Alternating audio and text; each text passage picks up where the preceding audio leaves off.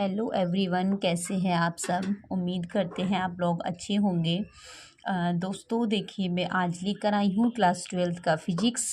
और आज हम फिजिक्स के बारे में ही बात करेंगे कि इसमें कौन से यूनिट हैं, कौन से यूनिट में कौन कौन से चैप्टर्स डिवाइड है। ठीक है, चलिए देखो, हमारे जो क्लास 12th का फिजिक्स है उसमें 2 पार्ट है। ज़रूरी नहीं कि 2 ही पार्ट में डिवाइड होता है।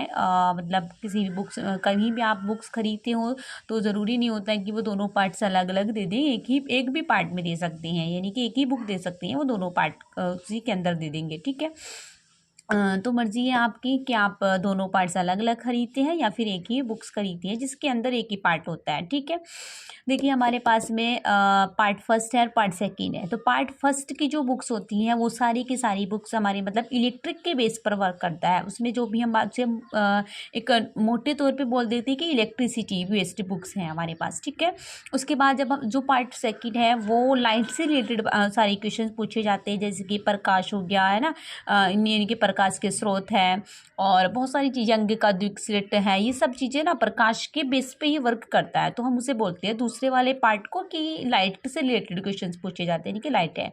तो फर्स्ट पार्ट को हम इलेक्ट्रिसिटी कहते हैं और सेकंड पार्ट को हम बोलते हैं लाइट।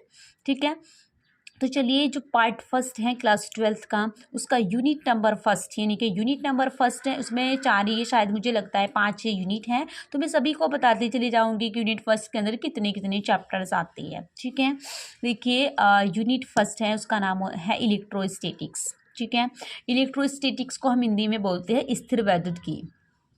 राइट, तो देखो इलेक्ट्रोस्टैटिक्स होता क्या है। देखिए, जब हमारे पास में जो पार्ट फर्स्ट है वो पूरा का पूरा सिलेबस अगर हम कवर करते हैं तो इलेक्ट्रोमैग्नेटिज्म के अंदर करते हैं, जिसे हम बोलते हैं वैद्युत चुंबकत्व।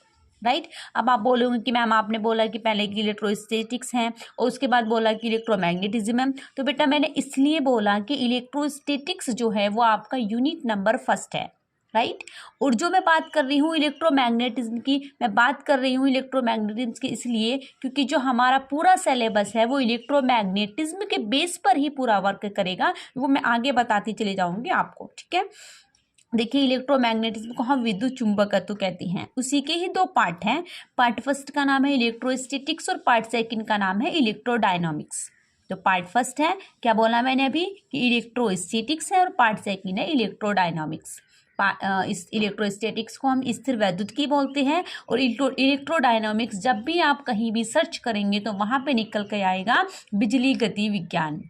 राइट, अब ये दोनों पार्ट्स क्या क्या हैं, हमने क्यों इसको यहाँ पे लिखा है, क्या चीज़ है, ये क्या बताते हैं, है ना, वो सब मैं बताऊंगी। देखिए, जो इलेक्ट्रोस्टैटिक्स है इसमें जो हमारे पास चार्ज होगा, यानी कि आवेश होता है, वो रेस्ट की अवस्था में होता है, यानी कि यहाँ पे जो चार्ज है वो रुका हुआ है, बिल्कुल स्थिर है। क्लियर है यहाँ तक। अब जैसे ही हम इलेक्ट्रोडायनामिक्स के अंदर आएंगे तो वहाँ पे जो हमारा चार्ज है वो मूव करना शुरू कर देता है। तो हम इसीलिए बोलते हैं कि यहाँ पे जो चार्ज है वो गति की अवस्था में, इसीलिए इसको बिजली गति विज्ञान कहते हैं। क्लियर है यहाँ तक। उसके बाद चलिए अब हम आते हैं इलेक्ट्रोस्टैटिक्स, यानी कि अपने यूनिट नंबर फर्स्ट पर। ये जो इलेक्ट्रोस्टैटिक्स मैंने लिखा हुआ है ये आपका यूनिट नंबर फर्स्ट है। उसी के अंदर 2 चैप्टर डिवाइड होंगे, chapter first and chapter second. Clear है यहाँ तक। देखिए, चैप्टर फर्स्ट है, उसका नाम है इलेक्ट्रिक चार्ज एंड फील्ड। जब भी आप कोई भी आपसे पूछें कि क्लास 12th का जो फिजिक्स है उसमें यूनिट फर्स्ट का क्या नाम है, तो हम बता देंगे बहुत इजी तरीके से कि उसका नाम है इलेक्ट्रोस्टैटिक्स। और उसी के अंदर 2 चैप्टर डिवाइड होते हैं, चैप्टर फर्स्ट और चैप्टर सेकंड, जिसमें चैप्टर फर्स्ट का नाम है इलेक्ट्रिक चार्ज एंड फील्ड। इसको हम हिंदी में बोलते हैं विद्युत आवेश एंड क्षेत्र। राइट, उसके बाद चैप्टर 2 मैंने बताया, उसका नेम है इलेक्ट्रोस्टैटिक्स पोटेंशियल एंड कैपेसिटेंस, यानी कि स्थिर वैद्युत विभव एंड धारिता। क्लियर है यहाँ तक। अभी देखो, मैंने सिर्फ ये बताया कि जो हमारे पास यूनिट फर्स्ट है उसका नाम इलेक्ट्रोस्टैटिक्स है और इलेक्ट्रोस्टैटिक्स हमारे 2 चैप्टर्स को डिवाइड करता है, chapter first and chapter second को। क्लियर है। उसके बाद आते हैं दूसरे यानी कि पार्ट सेकेंड जो मैंने बताया भी इलेक्ट्रोडायनामिक्स का। उसके अंदर जो आपके इसमें जो पार्ट फर्स्ट है, शायद मुझे लगता है 8 चैप्टर, ये 8 चैप्टर है पूरे कंप्लीट। तो बाकी के जितने भी चैप्टर है वो सब इसके अंदर आ जाएंगे बिजली गति विज्ञान के, यानी कि जब हमारा जो आवेश है यानी कि चार्ज है वो मोशन की अवस्था में आता है, तब हम बात करते हैं चैप्टर 3, चैप्टर 4, 5, 6, 7 एंड 8, ये सब चैप्टर इसी के अंदर डिवाइड हो जाएंगे। क्लियर है यहाँ तक। चलिए, चैप्टर 3 का नाम है इलेक्ट्रिक करंट। जो कि किसके अंदर आता है, बिजली गति विज्ञान के यानी कि इलेक्ट्रोडायनामिक्स के अंदर। चैप्टर 4 है मैग्नेटिज्म। चैप्टर 5 है उसका नाम भी ऐसे ही है, मैग्नेटिज्म एंड मैटर है, तो वो भी इसी के अंदर आता है। फिर है EMI जिसे हम फुल फॉर्म होती है जिसके इलेक्ट्रोमैग्नेटिक इंडक्शन, विद्युत चुंबकीय प्रेरण, ये भी इसी के अंदर आता है। उसके बाद है AC को हम बोलते हैं अल्टरनेटिंग करंट, प्रत्यावर्ती धारा। ये हमने जब चैप्टर क्लास 10th में थे तो तब हमने पढ़ा था ये। वहाँ पे एक AC का पूरा चैप्टर उसी के जैसा ही है, सेम से, बस थोड़ा सा एक चेंजेस हुआ है कि किस तरीके से हम करते हैं, मैं बाद में बताऊँगी आपको, ठीक है। बाकी है बहुत ही ज़्यादा ईजी, इतना ज़्यादा हार्ड नहीं है कि फिजिक्स पढ़ना बहुत हार्ड है। मुझे लगता है कि जब हम पढ़ेंगे इंटरेस्ट के साथ में तो मुझे लगता है कि बहुत आसानी से हम इसको कवर भी कर सकते हैं, है ना। तो देखिए घबराने वाली कोई बात नहीं, आराम से पढ़ेंगे, बहुत इंटरेस्ट आता है फिजिक्स को पढ़ते हुए, ठीक है।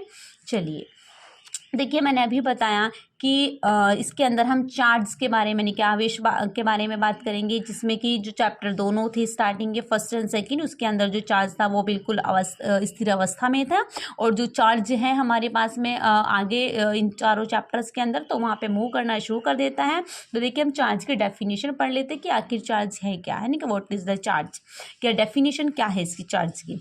तो देखिए चार्ज अपने आप में एक इंट्रिंसिक प्रॉपर्टी होती है, क्या होती है, इंट्रिंसिक प्रॉपर्टी, जिसे हम आंतरिक प्रॉपर्टी बोलते हैं, यानी कि चार्ज जो होता है वो इंट्रिंसिक प्रॉपर्टी ऑफ मैटर होता है, जिसके अंदर कुछ भी ना हो उसे बोलती है। फॉर एग्जाम्पल ले लो मास, जो द्रव्यमान, इसका एक बहुत अच्छा एग्जाम्पल है ना। तो इसके लिए हम बोल देते हैं कि electric charge is an intrinsic property of matter, जो कि कैरी करता है बाय सम फंडामेंटल पार्टिकल्स को। क्लियर यहाँ तक आप सभी को पता है जो सिंबल होता है चार्ज का वो क्या होता है, उसे हम क्यू से डिनोट करते हैं, कैपिटल क्यू बोल देंगे, स्मॉल क्यू से भी डिनोट कर लिया जाता है, ठीक है। इसका SI मात्रा क्या होता है, कूलाम होता है, और जिसकी स्केलर क्वांटिटी होती है, यानी कि इसकी कोई भी डायरेक्शन नहीं होती। क्लियर है यहाँ तक, कोई भी दिक्कत वाली बात नहीं है। मैंने सिर्फ बताया कि हमारा जो यूनिट फर्स्ट है उसका नाम इलेक्ट्रोस्टैटिक्स है, और उसके अंदर 2 चैप्टर डिवाइड होते हैं। उसके बाद मैंने बताया जो ये इलेक्ट्रोडायनामिक्स है, इसके अंदर हमारे कितने बाकी के चैप्टर्स में डिवाइड होती है। उसके बाद बताया कि चार्ज क्या है, तो चार्ज एक इंट्रिंसिक प्रॉपर्टी होती है मैटर की, और इसका जो सिंबल होता है वो क्यू होता है, और SI मात्रा किसका, कूलाम, और इसकी कोई भी डायरेक्शन नहीं होती। क्लियर है यहाँ तक। अब हम आगे बात करते हैं चार्ज के कितने टाइप्स होते हैं, यानी कि कितने प्रकार का चार्ज होता है। तो हमारा जो चार्ज है वो 2 प्रकार का होता है। देखिए चार्ज 2 प्रकार के होते हैं, कौन कौन से होते हैं, एक तो पॉजिटिव और दूसरा नेगेटिव। अगर देखो 2 पॉजिटिव चार्ज हैं, है ना, पॉजिटिव सेम शक्ल है उनकी दोनों की, तो वो आपस में मिलके क्या करते हैं, रिपेल करते हैं, यानी कि सजाती है। जब आवेश हमारे लगेंगे, चार्जेस लगेंगे, तो दोनों आपस में क्या करेंगे, रिपेल करते हैं। रिपेल का मतलब होता है एक दूसरे से दूर भागते हैं। क्लियर है। उसके बाद अब जब नेगेटिव चार्ज दोनों आपस में रखेंगे तो वो भी क्या करेंगे, रिपेल करते हैं, यानी कि वो भी सजाती हैं, वो रिपेल करेंगे, वो भी दूसरे से दूर भागते हैं। क्लियर है यहाँ तक। जब हमारे पास में एक चार्ज पॉजिटिव है और दूसरा नेगेटिव है तो वो आपस में क्या करते हैं, अट्रैक्ट करते हैं। क्लियर है यहाँ तक। देखो मैंने स्ट्रक्चर बताया, रिपेल किस तरीके से करेंगे, और अट्रैक्ट का भी मैंने बताया है। एक और बात है जो कि बहुत ज़्यादा इंपॉर्टेंट होती है, ठीक है, वो मैंने आप सभी को इंग्लिश और हिंदी दोनों में इंक्लूड करने के बाद थोड़ी मोटी लैंग्वेज में, अच्छी लैंग्वेज में, तो ऐसी लैंग्वेज होती है उसमें अच्छी तरीके से लिखा हुआ है। देखिए यहाँ पे है हमारे पास, मैंने लिखा है कि चार्ज हमेशा कब आता है, जब उसके पास में मास होगा। क्लियर है यहाँ तक। यानी कि charge always comes with mass, जिस चीज़ के भी या किसी भी वस्तु के पास में चार्ज होगा उसके पास में मास ज़रूर होता है। क्लियर है।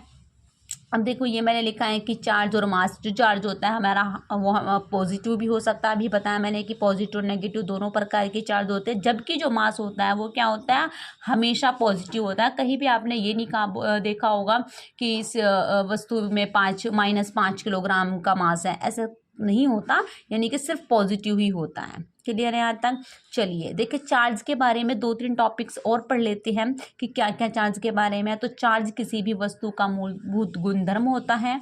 दूसरी बात है, अगर मान लो कि किसी भी वस्तु के पास द्रव्यमान है तो वो जो चार्ज है वो क्या क्या चीज़ें कर सकता है। देखिए वो 2 चीज़ें करेगा। नंबर 1 क्या करेगा कि गुरुत्वाकर्षण बल है उसको उत्पन्न कर सकता है, और यदि किसी वस्तु पर पहले से ही गुरुत्वाकर्षण के क्षेत्र में है वो वस्तु, तो वह गुरुत्वाकर्षण बल को अनुभव भी कर सकता है।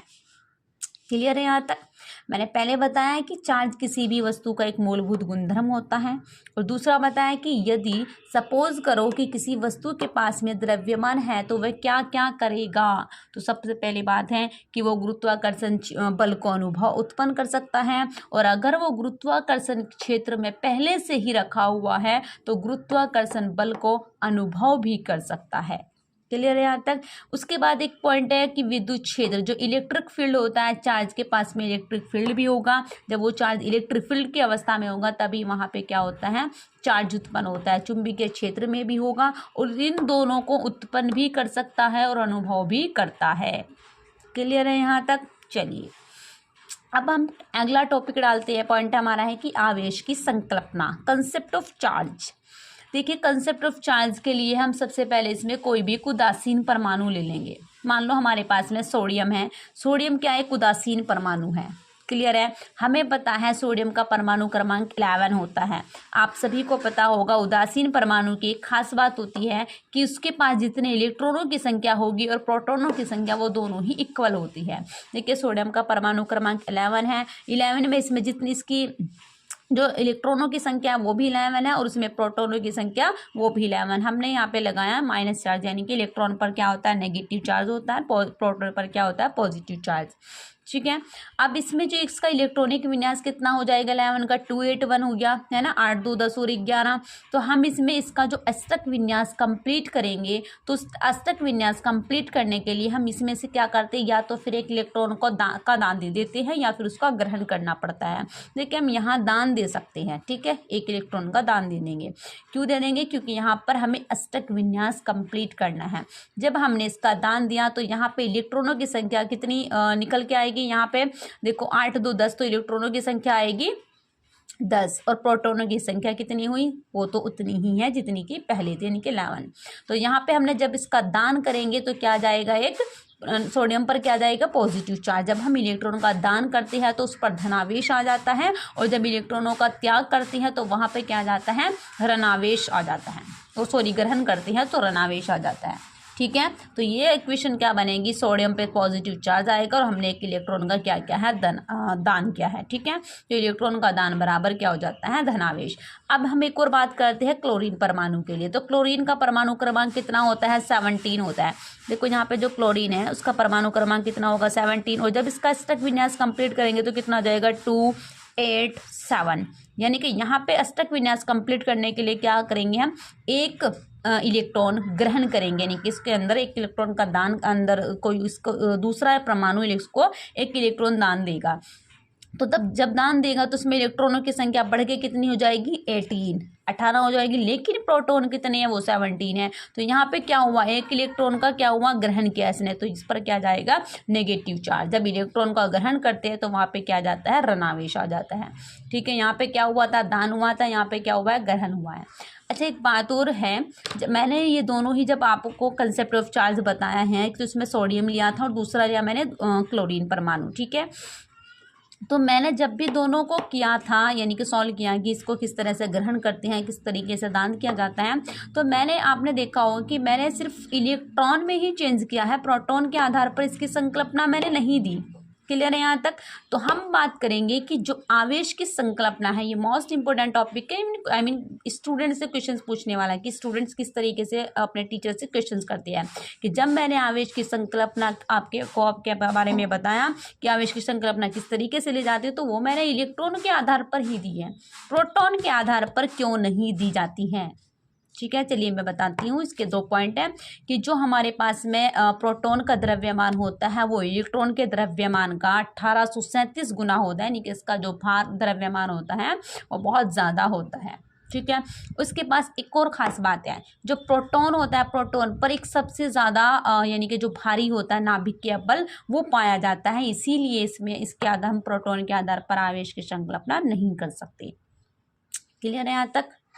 बहुत अच्छी बात है। मैंने सिर्फ बताया कि यूनिट फर्स्ट है, उसके अंदर कौन कौन से टॉपिक चैप्टर्स आएंगे, और फिर मैंने बताया चार्ज के बारे में कि चार्ज क्या है। तो चार्ज किसी भी वस्तु का एक मूलभूत गुणधर्म है, और इसमें यह भी बताया कि किस किस चीज़ को उत्पन्न करता है और किसको अनुभव करता है। और फिर मैंने बताया आवेश की संकल्पना, और मैंने ये भी बताया कि आवेश कितने प्रकार के होते हैं, और मैंने फिर इसकी संकल्पना भी बता दी, और इस ये भी बताया कि आवेश की संकल्पना को हम प्रोटॉन के आधार पर क्यों नहीं दे सकते।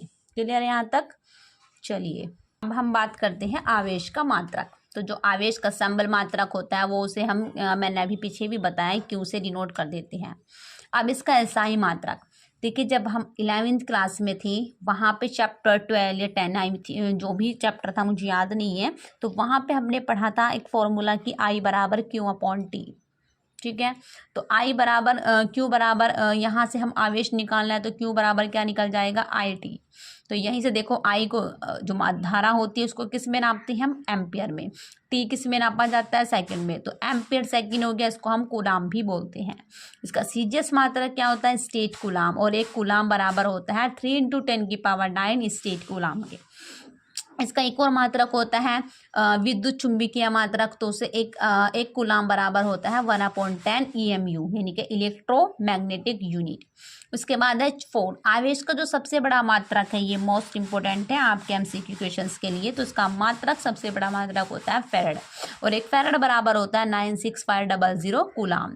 अब इसके अन्य मात्रक जो कि घरेलू वर्क में व्यवहारिक रूप में किया जाता है, तो माइक्रो कूलाम, उसमें उसे माइक्रो कूलाम बराबर होता है 10⁻⁻6, नैनो कूलाम 10⁻⁻9, पिको कूलाम 10⁻⁻12, मिली कूलाम 10⁻⁻3।